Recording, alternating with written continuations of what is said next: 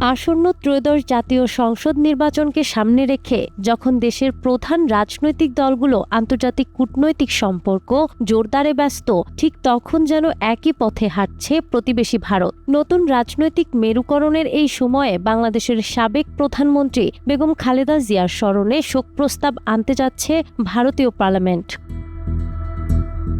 সংবাদ সংস্থা এএনআই জানায়, ভারতের ২০২৬-২৭ অর্থবছরের বাজেট অধিবেশনের প্রথম দিনেই লোকসভা ও রাজ্যসভায় এই প্রস্তাব আনা হচ্ছে। গত ৩০ ডিসেম্বর রাজধানীর এভারকেয়ার হাসপাতালে শেষ নিঃশ্বাস ত্যাগ করেন ৩ মেয়াদের এই প্রধানমন্ত্রী।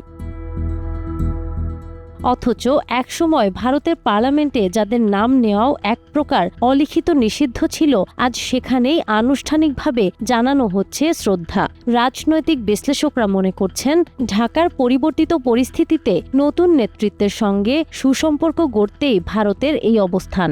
রাষ্ট্রপতি দ্রৌপদী মুর্মুর ভাষণের পর আজই উভয় কক্ষে গৃহীত হতে যাচ্ছে এই শোক প্রস্তাব।